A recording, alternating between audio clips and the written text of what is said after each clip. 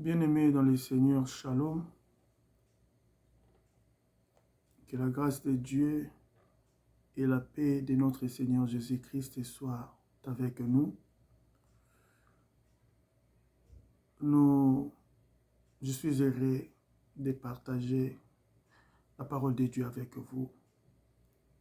Vous, bien sûr, qui allez suivre cette vidéo, soyez bénis d'avance parce que vous avez été choisis par Dieu pour écouter ces choses.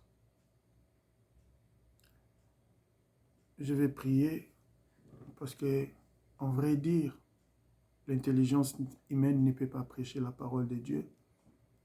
Ce qui prêche la parole de Dieu, c'est le Saint-Esprit. Le Saint-Esprit, il est l'intelligence de Dieu. Le Saint-Esprit, c'est lui la sagesse de Dieu. Voilà pourquoi il est écrit dans ma Bible que c'était poussé par le Saint-Esprit que les hommes ont parlé de la part de Dieu. C'est-à-dire, pour que nous parlions de la part de Dieu, il faut que l'Esprit nous guide. C'est l'Esprit qui va déposer des paroles en nous. Voilà pourquoi nous avons tout intérêt à laisser ces moments entre les mains de Dieu. Père éternel, que l'honneur, la puissance et la gloire te soient rendus, toi qui vis au siècle des siècles. La Bible dit, au commencement était la parole était avec Dieu et cette parole était Dieu. C'est par cette parole que toutes choses ont été créées. Rien de ce qui existe n'a été créé sans elle. Le visible comme l'invisible a été créé par la parole. Je crois à cette nuit que cette parole a le pouvoir d'appeler à l'existence des choses qui n'existaient pas. Voilà pourquoi Dieu est bien-aimé, puisque nous sommes appelés à vivre par ta parole, selon qu'il est écrit, l'homme ne vivra pas seulement des pains, mais de toutes les paroles qui sortent de la bouche de Dieu. Yahweh, que cette bouche, Seigneur, soit la tienne en ces moments que nous voulons parler de ta part. Que le Saint-Esprit soit en action, que la puissance de l'Esprit de Dieu soit manifestée au travers de cette parole, afin que ceux qui l'entendront, Dieu de gloire, vivent la gloire de ta main, la puissance de ta main et ta gloire, Dieu bien-aimé. Car la parole de Dieu, quand elle sort, la Bible dit, quand tu parles, les montagnes s'écroulent, les biches enfantent. Ta parole est un marteau qui brise les rocs, Dieu de gloire.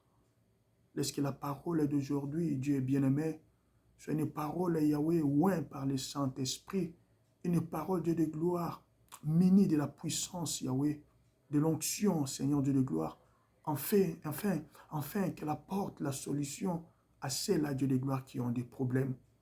Autant de leurs détresse, de leurs angoisses, de leurs problèmes, de leurs difficultés, de leurs pleurs, de leurs souffrances, de leurs maladies, ils crièrent à l'Éternel.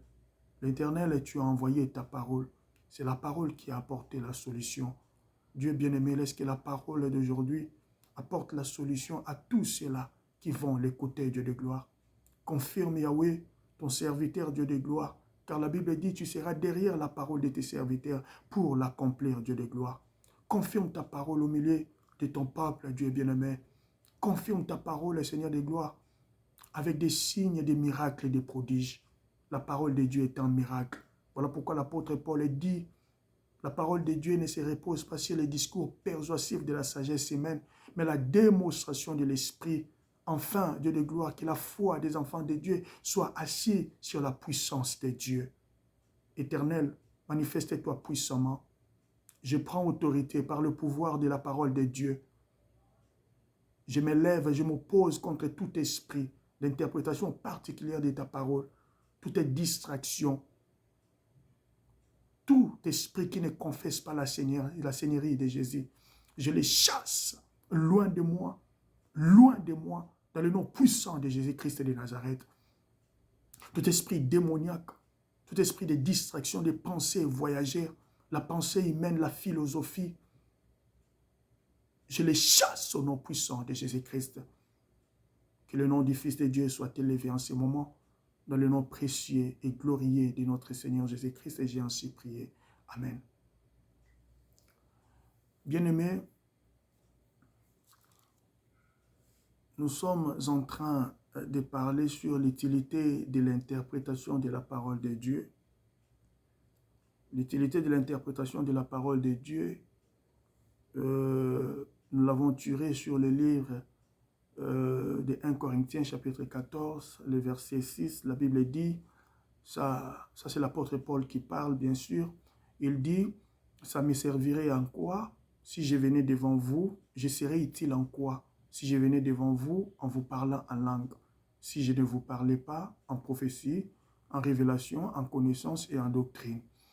Alors nous avons tenté d'expliquer c'était quoi le langage de Paul, qu'est-ce que Paul a voulu réellement dire. Nous avons dit que Paul voulait juste dire que la parole de Dieu telle qu'elle est là, c'est-à-dire la Bible, les saintes écritures telles qu'elles sont là, elles sont comme une prophétie en langue. Rondo bobo, shinda baba, yababa baba. J'ai parlé en langue. C'est bon, mais qu'est-ce que j'ai dit? Vous n'avez pas compris. Vous voyez? Donc ça ne sert à rien pour vous. Parce que vous n'avez pas seulement besoin d'écouter Rondo bobo, shinda baba. Ce que vous avez besoin d'écouter, c'est l'interprétation de Rondo bobo, shinda baba. Parce que dans Rondo bobo, shinda baba, il y a un message, il y a un contenu. Et c'est ce contenu-là que vous avez besoin d'écouter pour vous donner la vie. Si Rondo bobo, shinda baba, reste Rondo bobo, shinda baba, ça ne sert plus à rien. Vous n'avez pas écouté, donc vous n'avez reçu aucun message, alors ça sert à quoi? C'est inutile, c'est une distraction. Vous voyez? Donc, tout serviteur de Dieu qui vient devant le peuple de Dieu avec la Bible, lisant les Saintes Écritures, le problème, ce n'est pas de répéter les Saintes Écritures, mais le problème, c'est de nous dire qu'est-ce que la Bible, ces Saintes Écritures veulent dire quoi? C'est-à-dire, ces Saintes Écritures veulent dire quoi? C'est ce que l'Église a besoin. C'est ça la révélation. Mais sauf que l'Évangile se prêche dans 4 chambres. C'est-à-dire, on peut prêcher une écriture dans la prophétie, on peut la prêcher dans la révélation, on peut la prêcher dans la connaissance et on peut la prêcher dans la doctrine. Et tous ces 4 chambres de l'Évangile ne parlent que de l'Évangile. C'est-à-dire, ne parlent que de Jésus-Christ de Nazareth. Et c'est lui qui a prêché dans la prophétie, et c'est lui qui a prêché dans la révélation, et c'est lui qui a prêché dans la connaissance, et c'est lui qui a prêché dans la doctrine. Tous ont parlé de Jésus-Christ de Nazareth. Parce qu'au finish, la Bible est claire. La Bible dit, vous lisez les Écritures, ça c'est Jésus qui parle aux pharisiens, vous lisez les Écritures, vous croyez en elles trouver la vie, mais ces Écritures-là parlent de moi. Donc cela veut dire, ces Écritures étaient Rondo Bobo Shinda Baba. Et Jésus-Christ, c'était lui la révélation de ces Écritures dont ces gens parlaient. Vous voyez? Mais puisqu'ils étaient bornés dans les Écritures, voilà pourquoi ils ont rejeté la révélation. Ils ont rejeté la parole de Dieu. Ils ont rejeté Jésus-Christ. Ils ont rejeté la connaissance. Vous voyez? Donc quand vous n'avez pas la révélation, vous allez rejeter Dieu. Donc, l'utilité de l'interprétation de la parole de Dieu, c'est pour apporter la lumière aux enfants de Dieu. Et nous sommes en train de continuer. Aujourd'hui, nous allons essayer de parler sur le livre des 2 Rois, le chapitre 6. Nous commençons avec le verset 18 jusqu'au 22. 2 Rois, chapitre 6, le verset 18 jusqu'au 22. La Bible dit, je lis au nom de Jésus-Christ, les Syriens descendirent vers Élisée. Il adressa alors cette prière à l'Éternel. Ça, c'est Élisée qui adresse la prière à l'Éternel. Daigne frapper d'aveuglement cette nation. Et l'Éternel le frappa d'aveuglement selon la parole d'Élisée. Élisée leur dit, ce n'est pas ici les chemins, et ce n'est pas ici la ville. Suivez-moi, et je vous conduirai vers l'homme que vous cherchez. Et il les conduisit à Samarie. Lorsqu'il fit rentrer dans Samarie, Élisée dit, Éternel, ouvre les yeux de ces gens pour qu'ils voient. Et l'Éternel ouvrit leurs yeux, et ils virent qu'ils étaient au milieu de Samarie. Le roi d'Israël, en le voyant, dit à Élisée, frapperai-je, mon père? Tu ne frapperas point.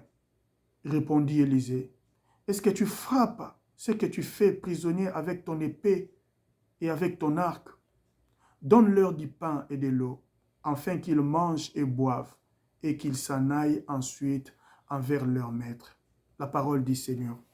Nous allons prendre le livre d'Éphésiens, le chapitre 12, verset 13, pardon, Éphésiens chapitre 2, le verset 12 jusqu'à 13. Éphésiens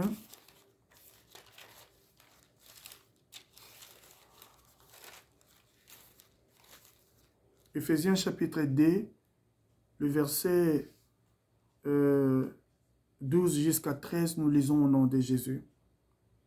Souvenez-vous que vous étiez en ces temps-là sans Christ, privés du droit en cité, privés du droit des cités en Israël, étrangers aux alliances de la promesse, sans espérance et sans Dieu dans le monde. Mais maintenant, en Jésus-Christ, vous qui étiez jadis éloignés, vous avez été rapprochés par le sang de Jésus-Christ. La parole du Seigneur. Bien-aimés dans le Seigneur, ici nous sommes en train de parler de l'histoire d'Élisée. Il est arrivé à un moment, à une époque où la Syrie était en conflit ou en guerre contre l'Israël. Mais qu'est-ce qui va se passer? La Bible dit, le roi était affligé, le roi des Syriens était affligé, était dérangé, était confus, était troublé. Pourquoi? Parce qu'à chaque fois qu'ils essayaient de planifier ou d'arrêter une stratégie, d'arrêter un plan de guerre contre Israël, avant même que ces plans ne soient exécutés, le roi d'Israël était au courant. Alors pour le roi des Syriens, il a soupçonné qu'au milieu d'eux, au milieu de son staff, il y avait des traîtres qui jouaient le jeu de l'ennemi, c'est-à-dire qui allaient révéler au roi d'Israël leur plan. Mais qu'est-ce qui va se passer? L'un des serviteurs du roi, des Syriens bien sûr, dira au roi, lui dira que roi, ce n'est même pas un problème de traîtrisme. Au milieu de nous, il n'y a pas de traîtres. Ce n'est pas à cause de nous, ce n'est pas nous le problème. Ce n'est pas nous tes serviteurs. Ce n'est pas nous qui sommes ton staff. Ce n'est pas nous qui sommes ton conseil. Ce n'est pas nous, ton gouvernement. Ce n'est pas nous qui sommes le problème. Mais le problème, c'est qu'en Israël, il y a un prophète. En Israël, il y a un prophète. C'est ce prophète-là qui fait à ce que nos plans échouent. Comment? Ce prophète-là a la capacité d'écouter un mot que tu prononces, roi, dans ta chambre à toi. C'est-à-dire, tu es seul dans ta chambre. Dans ton palais, le palais royal, regardez le palais royal, comment il est grand, comment il est construit, comment il est sécurisé.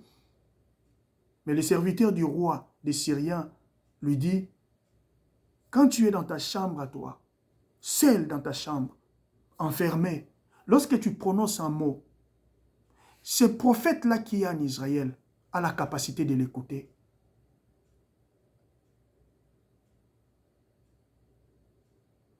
C'est ce prophète-là qui empêche. C'est ce prophète-là qui est notre problème. Bien-aimés dans le Seigneur, le prophète par excellence, je l'ai dit dans ma prédication précédente, le prophète par excellence, c'est Jésus-Christ de Nazareth. C'est Jésus qui empêche à ce que toi, tu sois atteint par l'ennemi. C'est Jésus-Christ qui empêche à ce que les œuvres du diable s'accomplissent dans ta vie. C'est Jésus-Christ qui empêche le véritable ciel de la terre. C'est Jésus. C'est lui qui empêche la pourriture de ta vie.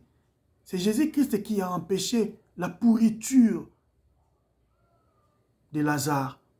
Jésus-Christ empêche que les œuvres de l'ennemi, que le diable et les sorciers t'atteignent. Ce n'est pas à cause de toi. Le diable n'a pas peur de ton sang. Tu n'as pas un sang fort devant le diable. Le diable n'a pas peur de tes diplômes. Le diable n'a pas peur parce que tu es au Canada. Le diable n'a pas peur parce que tu es aux États-Unis. Le diable a peur. Le diable ne t'atteint pas. Le diable ne peut rien contre toi parce que tu as Jésus-Christ. C'est Jésus qui est le véritable Élysée, le prophète par excellence. C'est cet homme-là qui fait à ce que le diable ne nous atteigne pas.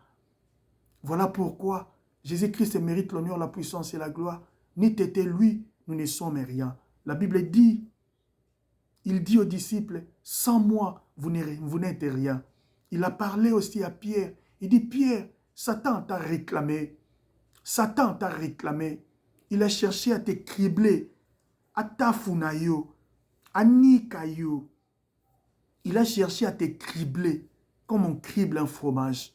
Mais moi, j'ai prié afin que cela ne t'arrive pas. Voilà le véritable Élysée. Le diable cherche ta vie. Le diable est contre toi.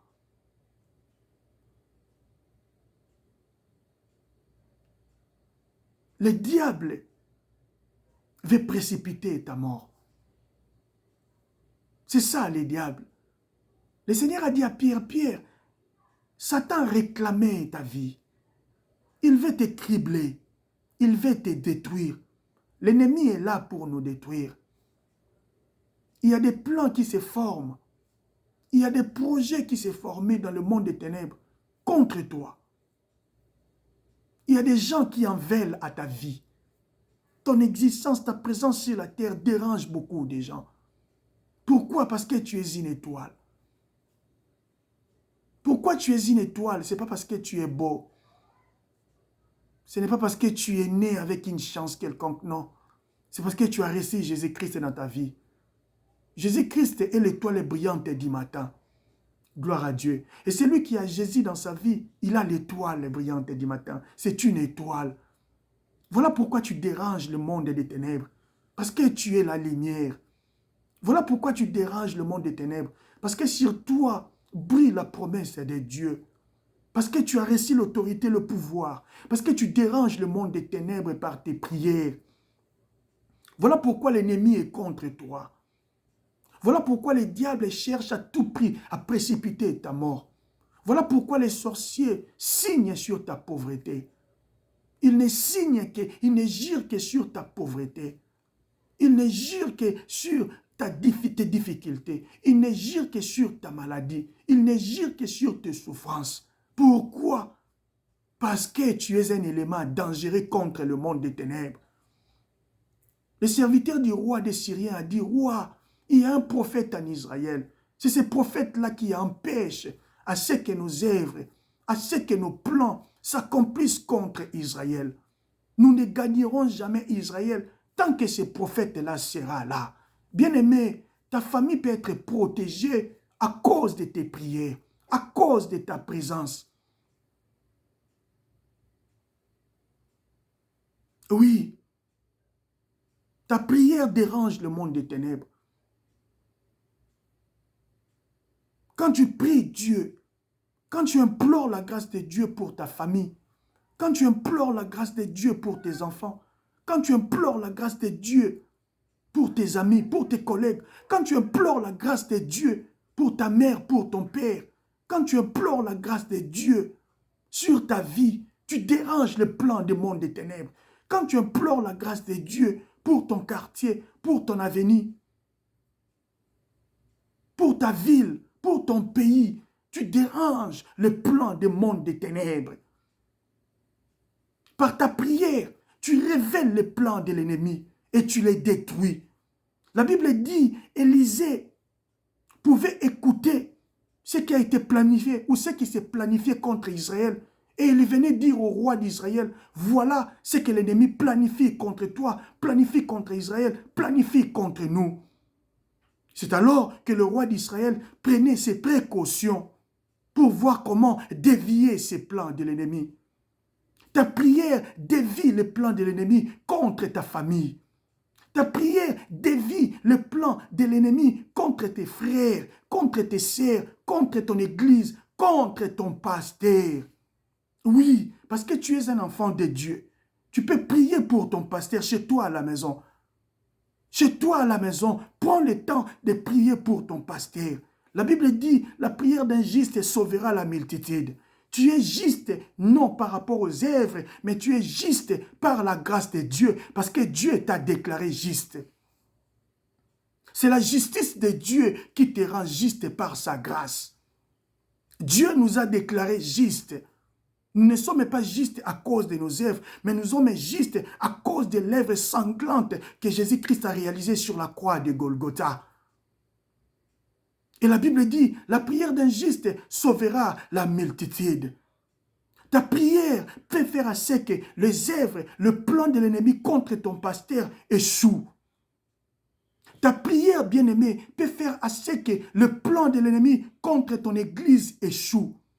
Ta prière peut faire à ce que le plan de l'ennemi contre ta famille, contre tes frères, tes sœurs, tes enfants, ton mari, ta femme échoue. Ta prière, bien-aimée, peut faire à ce que le plan de l'ennemi échoue même contre ton mariage. Voilà pourquoi il est très important de s'attacher à Dieu. Élisée était attaché à Dieu. Cette capacité-là de détruire les œuvres de l'ennemi, ce n'est pas parce que tu es beau, ce n'est pas parce que tu sais lire la Bible, mais c'est quand tu seras attaché à Dieu. Quand tu seras attaché à Dieu, quand tu seras attaché à la parole, quand tu vas mener une vie de prière. La Bible dit, ce qui est révélé est condamné. À chaque fois que Élisée révélait le plan de l'ennemi, c'est alors que ce plan échouait. Voilà pourquoi ce qui est révélé est condamné, bien-aimé. Mais ça va être condamné comment? Si tu ne pries pas. Tu es l'Élysée de ta famille. Tu es l'Élysée de ton église. Tu es l'Élysée de ton pays. C'était à cause d'Élysée. C'était à cause d'Élysée que le plan des Syriens et de son roi échouait contre Israël.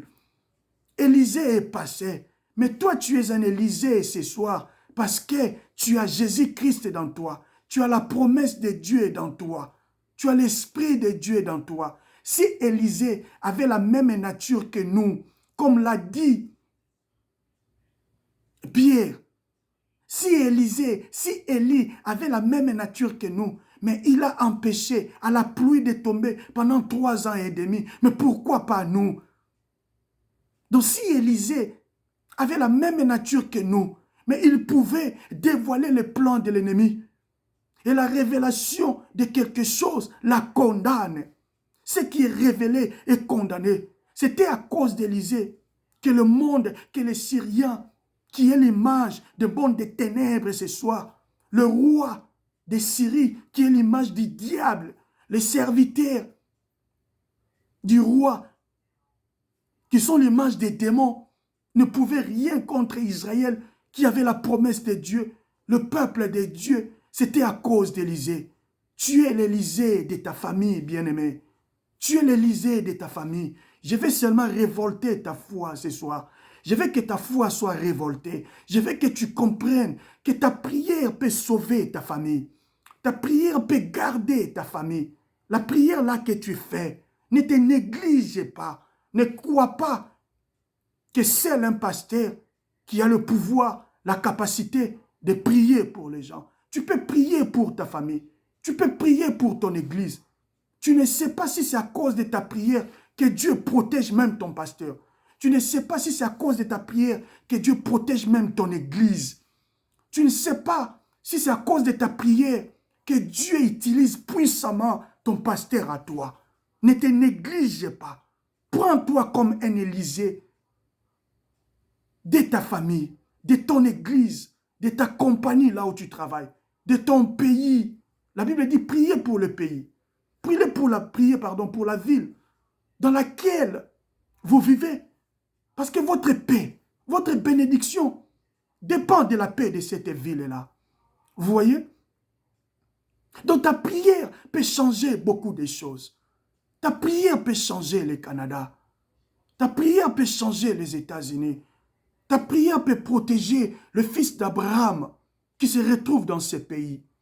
Ta prière peut épargner beaucoup de gens contre la séduction de ce monde, contre le temps le plus dangereux que nous sommes en train de vivre, le temps où l'impie est en train d'agir, le temps où le mal s'est levé à un niveau incroyable, le temps de la confusion. Nous voyons des doctrines sataniques partout. Le mal a accru tellement Que les gens commencent à voir ça comme si c'était normal. Regarde comment les vidéos de la nudité sont partagées. Regarde comment des insanités sont devenues des choses qui étaient immorales. Quand nous grandissions, ces choses étaient immorales.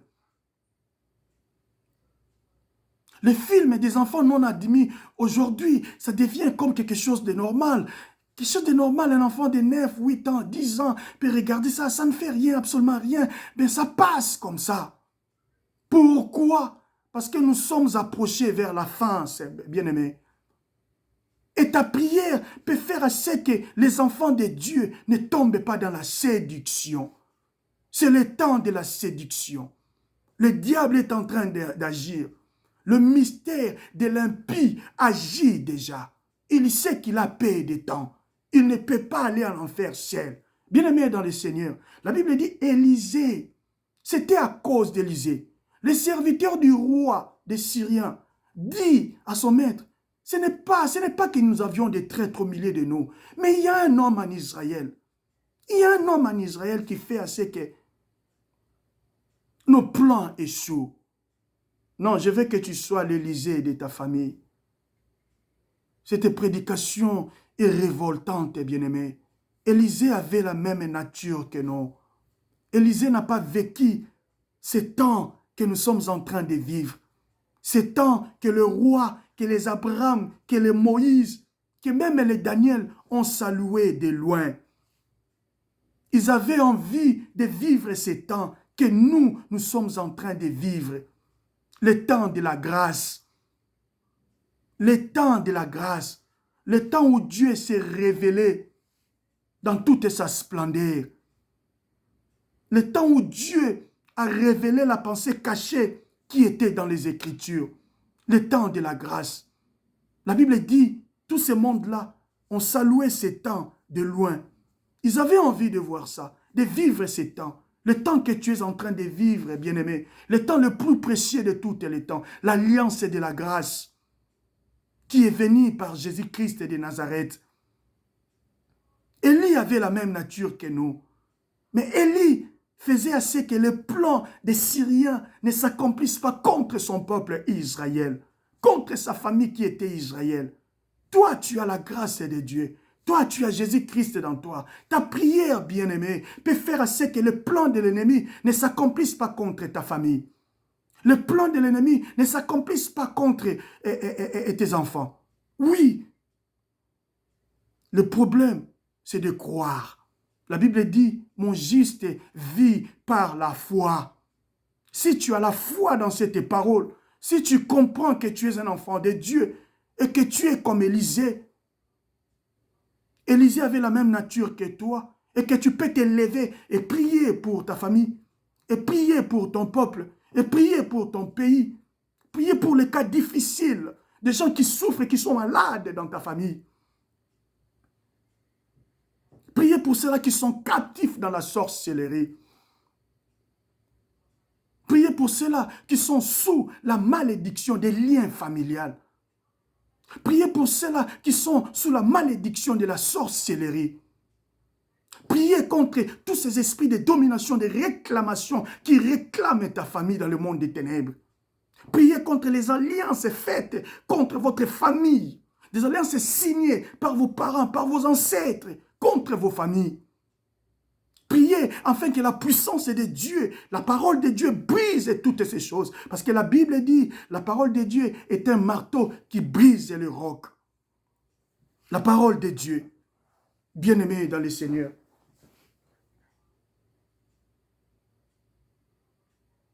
La Bible dit, le plan des Syriens faillissait et ne pouvait pas s'accomplir contre le peuple d'Israël parce qu'Élisée était là. Élisée, il était l'obstacle. Je veux que tu sois l'obstacle ce soir. Je veux que tu sois un obstacle contre les œuvres des ténèbres. Et la Bible dit, quand le roi des Syriens a écouté cela, il a envoyé son peuple. il a envoyé ces gens. Il a envoyé les Syriens pour aller arrêter Élisée. Bien-aimé dans le Seigneur, tellement que tu as reçu Jésus-Christ dans ta vie, sache-le que tu as déclenché le combat. Le jour où tu as reçu Jésus dans ta vie, c'est ce jour-là que tu as déclaré la guerre contre le monde des ténèbres. C'est ce jour-là que le diable s'est senti provoqué.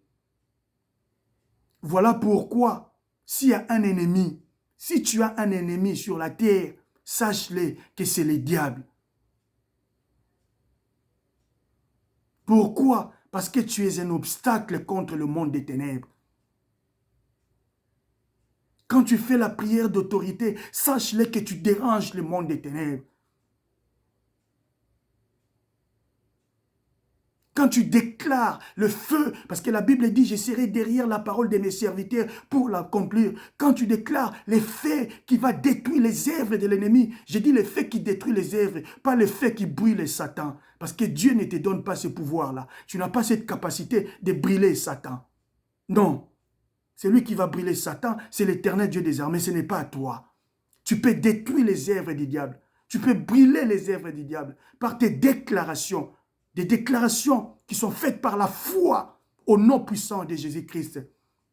La parole de foi peut produire des miracles. Quand tu déclares le fait pour détruire les œuvres du diable, la Bible dit, toute plante qui n'a pas été plantée par mon Père sera déracinée et jetée dans le feu. Tu as le pouvoir de déraciner par l'autorité de la parole de Dieu toute œuvre du diable dans ta vie, dans ta famille, dans ton église, et les jeter dans les faits. Mais tu n'as pas le droit, selon la parole de Dieu, de brûler Satan.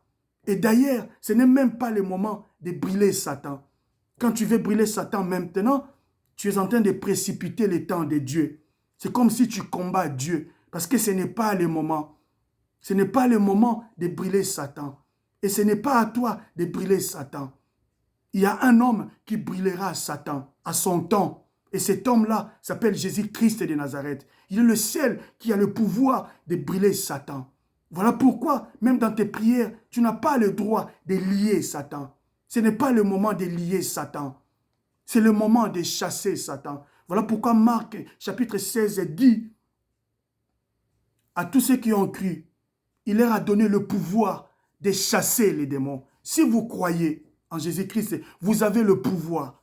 Voici les signes qui vous accompagneront. Vous chasserez les démons. Il y a une différence entre chasser et lier. Le pouvoir de lier n'a pas été donné à nous. Nous a pas été donné. Jésus nous a donné le pouvoir de chasser les démons. Nous n'avons pas le pouvoir de lier Satan. Nous avons le pouvoir de chasser Satan, mais pas de le lier. Il faut prier avec la révélation. Ne prie pas comme un charlatan. Vous devez prier avec la parole de Dieu. Voilà pourquoi il est bénéfique à un enfant de Dieu de lire la Bible et d'écouter la parole de Dieu. Quand vous lisez la Bible et vous écoutez l'explication, c'est alors que vous êtes béni. C'est alors que vous recevez la connaissance, qui est la révélation de la parole de Dieu, l'interprétation de la parole. Tu n'as pas le droit de brûler Satan. Tu n'as pas le droit de lier Satan, de lier les démons. Non, tu n'as pas ces droits-là. La parole ne t'octroie pas ces dons. La parole ne t'octroie pas ces pouvoirs-là, cette capacité-là. Mais la parole te donne le pouvoir de chasser Satan. La parole te donne le pouvoir de chasser les démons, de chasser les sorciers, de détruire les œuvres de l'ennemi. La déclaration que tu fais par la parole de Dieu, par la foi, a la capacité de détruire les œuvres du diable. Voilà pourquoi Élisée détruisait le plan de l'ennemi. Élisée détruisait le plan. La Bible dit, leur plan échouait. Vous voyez? Il n'a pas tué le roi. Mais le problème, c'était que le plan de l'ennemi échouait. Donc, tu as la capacité de faire échouer le plan du diable. Tu as la capacité de détruire les œuvres du diable. Mais tu n'as pas le pouvoir de lier Satan. Non. Quand tu dis ça, c'est par ignorance. Et que le Seigneur te fasse grâce de comprendre ces choses. Ne dis pas dans ta prière, je brille les démons. Non, tu ne brilles pas les démons. Ce n'est pas le moment de brûler les démons. Et ce n'est pas à toi de brûler les démons. Mais tu as la capacité, le pouvoir de brûler, c'est-à-dire de détruire, c'est-à-dire de faire échouer le plan de l'ennemi. Bien-aimé dans le Seigneur, regarde-toi. Est-ce que tu es l'Élysée de ta famille? Est-ce que tu veux être l'Élysée de ta famille? Je te dis, tu as la même nature qu'Élisée. Si Élisée, à cause de lui, le plan de l'ennemi pouvait échouer, à cause de toi, puisque tu as crié en Jésus-Christ, le plan du diable peuvent échouer contre ta famille, contre toi. Mais le problème, c'est que Élisée était devenu un homme à abattre. Élisée était devenu l'ennemi du roi. Le roi a envoyé son peuple. Il a envoyé les Syriens pour aller chercher Élisée. Il faut abattre Élisée. C'est lui l'obstacle. Voilà pourquoi on veut précipiter ta mort. Voilà pourquoi même les sorciers de ta famille, ils cherchent à précipiter ta mort, bien-aimé. Il y a des plans qui se formulent, des plans qui se font par-ci, par-là, pour précipiter ta mort. Voilà pourquoi, même au travail, il y a des gens qui t'haïssent sans cause, à cause de cette étoile que tu as. Parfois, par tes prières, tu détruis, tu déranges même les œuvres de ceux-là qui sont possédés ou de ceux-là qui sont dans des occultismes, dans la magie, dans des sciences démoniaques. Nous travaillons avec des gens que nous ne connaissons pas. Tu le vois pendant la journée, un collègue.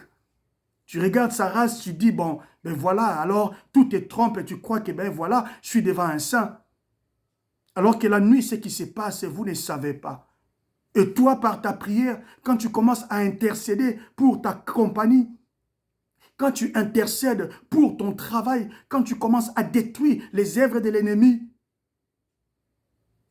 dans ta compagnie, là où tu travailles, tu deviens automatiquement ennemi des uns et ennemi des autres. Tu peux avoir des collègues qui ne t'aiment pas, mais tu ne comprends pas. Mais qu'est-ce que j'ai fait? Quand tu te regardes toi-même, tu fais une rétrospection, tu te regardes au-dedans de toi, tu ne vois aucun mal. Tu ne comprends pas. Mais pourquoi ces collègues ne m'aiment pas? Tu fais tout pour chercher la paix. Tu essayes d'arranger les choses. Mais ça ne tient pas toujours. Ils ne t'aiment pas. Mais vous sentez une rancune qui ne dit pas son nom. Bien-aimé dans le Seigneur, c'est suspect. C'est trop suspect. Surtout si tu es un enfant de Dieu et que tu as le Saint-Esprit dans toi. Tu as l'étoile de Dieu dans toi. La lumière qui brille. Tu es une flamme de feu. Parce que la Bible dit, je ferai de mes serviteurs de flammes et de feu. Qui est un serviteur de Dieu? C'est tout celui qui a crié en Jésus-Christ. Nous sommes tous un royaume de sacrificateurs. Vous voyez? C'est-à-dire nous sommes des serviteurs de Dieu. Mais la différence qu'il y a entre toi et un ministre de Dieu, c'est que l'onction que l'Éternel dépose sur un ministre est une onction supérieure. Et cette onction-là, c'est dit à la parole. Parce que le ministère est une autorité dans l'Église. Voilà pourquoi la Bible dit, un serviteur, un ministre de Dieu mérite double honneur. L'Éternel honore tous ses serviteurs, tous ses enfants. Mais un serviteur mérite double honneur. Pourquoi? À cause de ses ministères. La supériorité de l'onction, l'autorité qu'il porte dans lui. Voilà pourquoi tu dois dire respect à un ministre de Dieu. Mais nous sommes tous des serviteurs. Cela ne te donne pas le droit, ou cela ne te donne pas le courage de manquer du respect à un serviteur. Non, ou à un ministre de Dieu, j'allais dire. Parce que tu es aussi un serviteur, tu vas manquer du respect à un pasteur, tu vas manquer du respect à un évangéliste, tu vas manquer du respect à un prophète, docteur, apôtre, soit disant que non, nous tous, nous sommes des serviteurs. Non, tu as mal compris les Écritures et ne me comprends pas très mal. Quand je dis que tous nous sommes des serviteurs, je me réfère à l'Écriture qui dit qu'il a fait de nous tous des royaumes des sacrificateurs. La sacrificature, c'est un service sacerdotal. C'est pour dire que tout enfant de Dieu qui est muni, qui a le Saint-Esprit dans lui, il est un serviteur de Dieu. Mais il y a une différence entre Un enfant de Dieu serviteur et un ministre de Dieu. Je dis le ministère, c'est l'autorité. La capacité de l'explication de l'écriture qu'il porte dans lui, le don du ministère, l'autorité de la parole. Cette onction-là supérieure, c'est ce qui lui différencie de toi. Alors tu lui dois du respect. Et c'est la parole de Dieu. Bien-aimé dans le Seigneur, tu es un obstacle contre le monde des ténèbres. Voilà pourquoi on t'haït. Voilà pourquoi on ne t'aime pas. Voilà pourquoi on veut ta destruction. Tu déranges les sorciers de ta famille.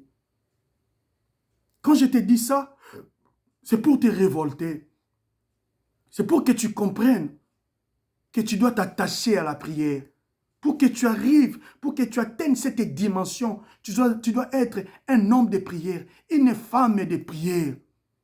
Bien-aimé dans le Seigneur, je ne veux pas que le travail au Canada soit un prétexte pour toi, soit un prétexte pour te laisser s'affaiblir. Tu n'as plus le temps de prier, tu n'as plus le temps de méditer, tu n'as pas le temps d'écouter la parole de Dieu. Pourquoi? À cause du caillou. Non, bien-aimé, chaque chose a un temps. Joue le rôle d'Élysée pour ta famille. Joue le rôle d'Élysée pour tes enfants. Tes enfants tes enfants ont besoin de ta prière. Tes enfants ont besoin de ton encadrement spirituel.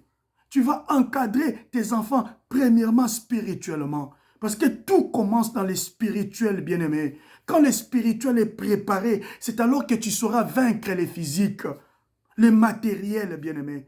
Le spirituel dirige le monde matériel. Si spirituellement tu n'es pas préparé, tu ne sauras pas voir le bonheur de tes enfants. Le bonheur, ce n'est pas le Canada. Le bonheur, ce n'est pas parce que tes enfants étudient dans de bonnes écoles ici au Canada et demain, ils auront un avenir meilleur. Non, le bonheur véritable, c'est la parole de Dieu, c'est la vie éternelle. C'est ça le bonheur qui ne passera point. Tu es appelé tel que tu es là, à vivre la spiritualité, à atteindre un niveau où tu deviendras un obstacle contre le monde des ténèbres. Le monde des ténèbres ne peut rien contre toi et contre ta famille parce que tu es un Élysée. Et c'est possible, bien-aimés. Je parle aux enfants de Dieu. Je vous ai toujours dit que la parole de Dieu, quand elle sort, la parole de Dieu ne sort pas pour tout le monde. La parole de Dieu sort pour quiconque croit. Cette parole n'a pas de race. Cette parole n'a pas de couleur. Cette parole n'a pas de langue. Cette parole s'attache à quiconque. Blanc, noir, rouge, vert. Si tu crois, tu verras la gloire de Dieu. Et si tu crois, tu es sauvé. C'est ça quiconque. Jean, chapitre 3, le verset 16. Je m'adresse à toi, bien-aimé. Toi qui vas écouter cette parole. Tu peux être l'Élysée de ton église. L'église est combattue, bien-aimé. Oui, l'église est combattue. Parce que l'église est un obstacle contre le monde des ténèbres. C'est l'église qui fait à ce que la présence et l'esprit de Dieu soient indispensables sur la terre. L'impie n'arrive pas à opérer ouvertement. Le diable agit. Le mystère de l'impie agit. Mais pas ouvertement. Pas dans toute la liberté. Pourquoi? Parce que l'église est encore sur la terre. Pourquoi? Parce que la femme du Seigneur est encore sur la terre. Et la présence du Saint-Esprit est comme elle est celle de la terre qui empêche les œuvres de l'ennemi de s'accomplir, de se manifester dans toute sa liberté. Voilà pourquoi l'église est combattue. Et toi, si tu joues le rôle d'Élysée pour ton église, tu prieras pour le peuple de Dieu. Tu prieras pour les diacres, tu prieras pour les anciens, tu prieras pour le protocole, tu prieras pour ton pasteur. Ton pasteur a besoin de ta prière. Tu es un enfant de Dieu, tu es un juste. Et la Bible, comme je vous l'ai dit, la prière d'un juste sauvera la multitude.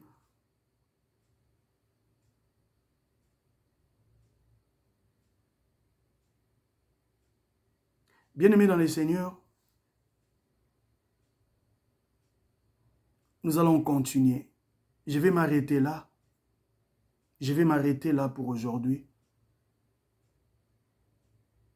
Et je vais continuer l'explication de l'Écriture Aujourd'hui, par la grâce de Dieu, il y avait beaucoup de choses à parler.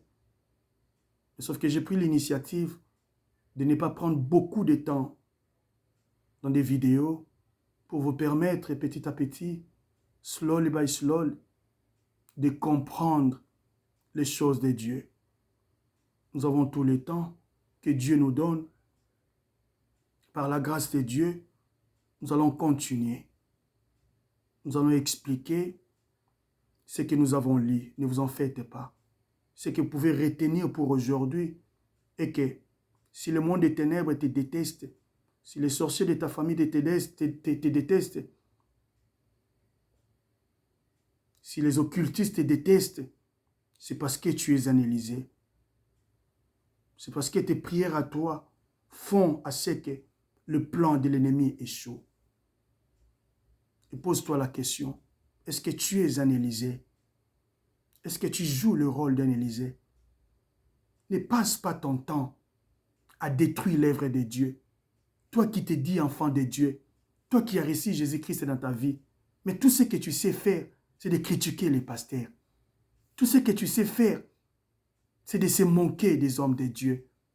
Tout ce que tu sais faire, c'est de partager la nudité des hommes de Dieu. Je n'encourage pas cela. Mais qu'est-ce que tu gagnes en faisant tout ça? Tout ce que tu sais faire, c'est de parler en mal de ton église. Tu vas dans l'église, mais tu passes tout ton temps à parler en mal de ton église. Est-ce que c'est ça être Élysée?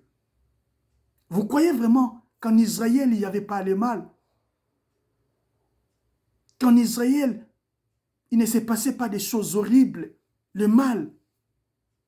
La Bible dit tous sont péchés et tous sont privés de la gloire de Dieu. Tout celui qui porte le sang adamique a une faiblesse quelconque. Donc cela veut dire que même en Israël, il s'est passé des choses horribles. Mais le travail d'Élisée, ce n'était pas de parler en mal de l'Israël. La parole, le rôle, le problème d'Élisée, c'était de jouer un rôle, être un obstacle contre les œuvres de l'ennemi, contre le plan des Syriens, faire échouer le plan de l'ennemi. Mais quand tu prends ton temps à parler en mal de ton pasteur, à parler en mal de ton église, à parler en mal des enfants de Dieu, d'une sœur ou d'un frère, parce que vous avez eu des petits problèmes, il y a eu des petits soucis entre vous que vous pouvez régler, que vous pouvez résoudre comme des enfants de Dieu avec amour et humilité. Mais non, tu passes tout ton temps à parler en mal de lui, à parler contre lui. Et quand tu n'as pas le temps de pardonner, quand tu n'as pas le temps d'essayer d'esquiser, comment est-ce que tu vas prier pour tes frères de l'église? Comment est-ce que tu prieras pour tes sœurs de l'église? Quand tu passes tout ton temps à parler en mal de ton pasteur, comment est-ce que tu prieras pour ces derniers? Déjà, tu ne l'aimes pas. Tout ce qui t'intéresse, c'est critiquer ton pasteur. D'ailleurs, le souhait de ta vie, de ton cœur, c'est d'attraper ton pasteur dans les mal. Mukono kangae, non sambuisae, non piblié. Bien-aimé, non, ça ce n'est pas un Élysée. Élysée ne peut pas jouer le rôle de trahir le roi d'Israël. Au contraire, c'était Élysée qui révélait les plans de l'ennemi des Syriens au roi d'Israël. C'était Élysée qui faisait ce travail. Il n'a pas le temps. Il n'a pas le temps de chercher le mal de son roi. Et dans l'église, le pasteur, c'est un roi. Quand je parle de roi, la royauté, c'est l'autorité. Je vous ai dit que le ministère, c'est l'autorité. Voilà pourquoi la Bible dit, dans Deutéronome chapitre 33, Moïse était roi en Israël. Qui était Moïse? Moïse était un prophète. C'est-à-dire, tout ministre de Dieu est comme un roi. Et j'ai dit, la royauté, c'est l'autorité. Les ministères, c'est l'autorité. Vous voyez? Élisée n'avait pas ces temps-là. Mais vous croyez vraiment que le roi d'Israël n'avait pas de défauts? Vous croyez vraiment que le roi d'Israël n'avait pas de faiblesses? Mais le problème d'Élisée ne résidait pas dans tout ça. Le problème d'Élisée, c'était l'intérêt de son peuple.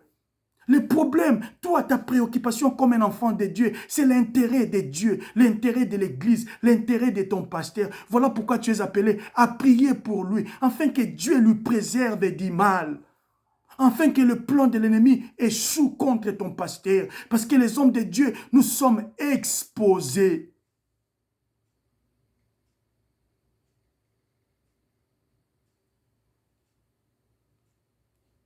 Que Dieu te bénisse. Je sais que tu vas écouter ces paroles. Et cette parole changera ta vie. Je sais que tu es un enfant de Dieu. Et je sais que cette parole va te révolter pour que tu comprennes que tu es un Élisée. Et tu peux jouer le rôle d'Élisée partout où tu seras ou partout où tu es. Bien-aimé dans le Seigneur, que la grâce de Dieu soit avec nous. Toi qui vas écouter cette parole, que la rosée du ciel te soit favorable. Et que Dieu te bénisse, qu'il bénisse tes enfants, qu'il bénisse ta femme, qu'il bénisse ton mari, qu'il bénisse ton mariage, qu'il bénisse ton église, qu'il bénisse ton pasteur, qu'il bénisse ta vie, qu'il bénisse ta compagnie, qu'il bénisse ta ville, au nom puissant de Jésus-Christ. Voilà pourquoi je vous demanderai, bien-aimés, de partager la vidéo. Partagez la vidéo. Abonnez-vous à ma chaîne Alain Youé TV. Si tu écris Alain Youé TV sur YouTube, tu verras toutes les vidéos vont apparaître. Et comme ça, tu vas suivre la parole de Dieu pour la gloire de Dieu. À la prochaine. Que Dieu vous bénisse.